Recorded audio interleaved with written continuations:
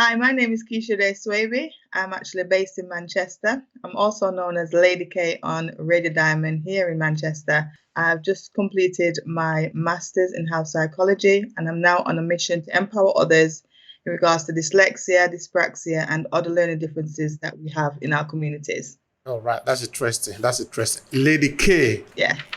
All right, can you tell us anything about that? So that is very interesting to know. So Lady K came from the radio show that I do on a Sunday. Every Sunday I have a show on from 11 o'clock till 1 o'clock. And that the purpose of that show is called Lady K Aspire to Inspire Show. And that is to interview people from our community who are doing great things and just to bring some highlight to them and to just to focus on them and just to get them out the woodworks and celebrate what they're doing. That's interesting. So tell me about that community. Let's try to do something about your community. Yeah, so community, we're based here in Manchester, so I do a lot of work in the community for helping others in regards to empowering dyslexic through my own journey. So the radio show was created for inspiration, really, and I've interviewed quite a number of other people who have dyslexia and dyspraxia within our community. So it's a community-based station, and as I said, it's just to bring out that inspiration that's happening, that often those unsung heroes go unheard and nobody know about them, so I bring them to the forefront. Now, Lady K, help us understand a bit of your background. So were you born in UK, Manchester, or you came there? Okay, so I came to the UK at the age of 14 from Jamaica, young age, and then I started into the world of school. Coming from the Caribbean, starting school here was a massive difference for me. I just didn't understand anything that was going on. And another thing was it was really cold as well. Okay, so it was cold. Well, I can understand that.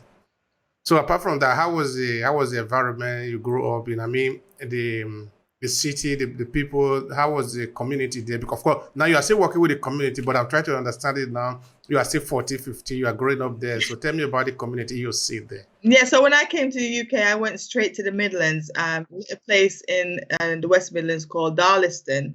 When I came, it was absolutely a completely different world because I didn't see much people that looked like me. The area was full of it was very diverse. We had a lot of people who were white and a lot of Asians in the area. So I really struggled. I only knew a few people in my circle that were black and from the Caribbean. So it was different when I started school. That was another thing again. I struggled to sort of integrate with the schooling because of the difference there. And I got bullied in school because of the way that I spoke coming from the Caribbean, and that was difficult. So yeah, it's a completely new world for me. All right. Then how did you get into radio? Was it something of a passion of yours because it's your job? I don't know. Help us understand that. Okay, so growing up in Jamaica, I was obsessed with the radio and also television because I couldn't understand how can someone be in the radio and I can't see them. I was totally fascinated. So I often got in trouble with my great granddad. He had a little blue radio with two little knobs on the front of it. And I was breaking this radio constantly because I would just wanted to find out. And I thought, you know what? One day I want to be that voice because I can't see this voice and I want to be that voice in the radio. And the opportunity came in 2016 for me to be part of a project here in Manchester. When I was studying at university, I had an email through to be involved in a project with BBC Radio Manchester. I took the opportunity. It was a process and a half. There's a lot of interviews, a lot of things that I had to go through to be part of the project, and I was successful in that.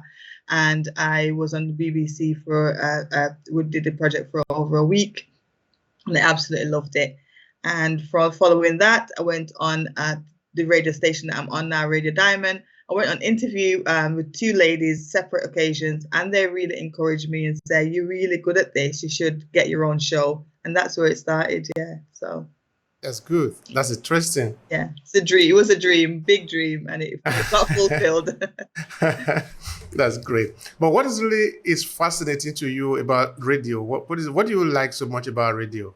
I just love my passion comes from bringing people on who have amazing story, because when I have them on the radio, it's not about me.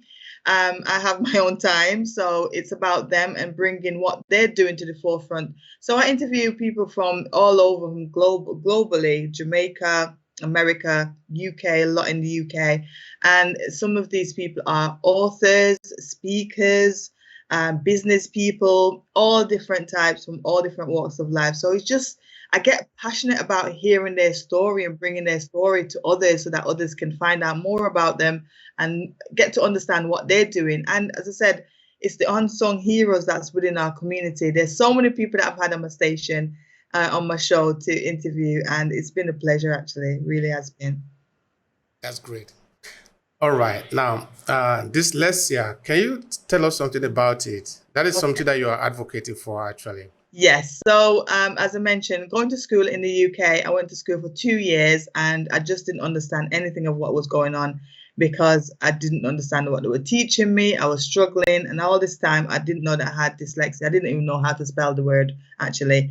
And coming from Jamaica, I had struggles in school as well. I used to get beat for not knowing my timetable. So we used to get strapped in our hands, and that I developed sort of like, that must be trauma attached to things like maths. I still don't understand it.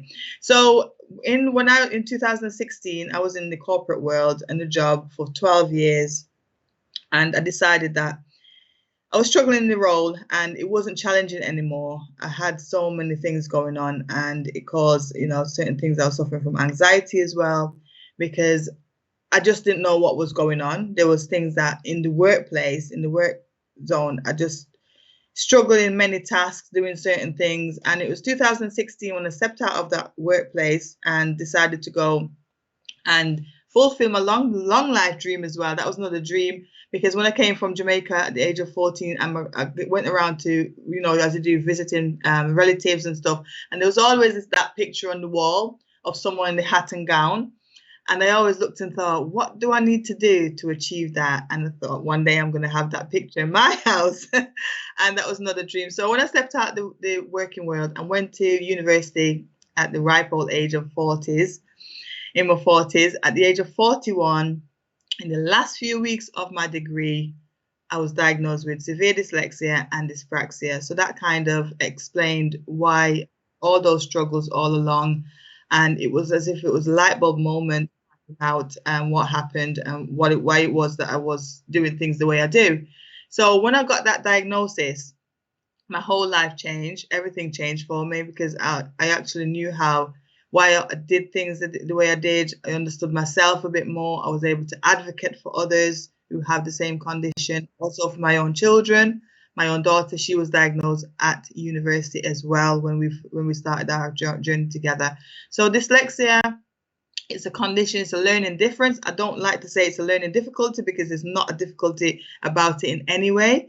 I own it as my superpower, and I shout over the rooftop about having dyslexia, because it is greatness that we have within us who have this dyslexia. Things like great communication skills, people skills, being able to see the bigger picture. We might struggle a little bit to understand things, but when we get things, we really get it, and we go 110% to get stuff done. So it's nothing by any means anyone should be ashamed of, and that is my story, to say that own it and make it work for you.